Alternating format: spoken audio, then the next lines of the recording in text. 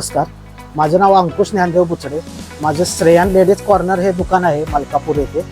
तर मी हे दुकान चालू करण्याच्या आधी मला नवीन फर्निचर करायचे होते. तर त्यासाठी मी माझ्या चुलत भावाला त्याचे संपर्क केला, कारण त्याचे मेडिकलचं दुकान होतं, किरण मेडिकल म्हणून कडेगाव येथे आहे. तर त्याने मला सजेस्ट केलं की जिमेक कसबे डिग्रज येथे त्यांच्याकडून त्यांनी फर्निचर केलेलं. तर मला ते उत्तम वाटलं.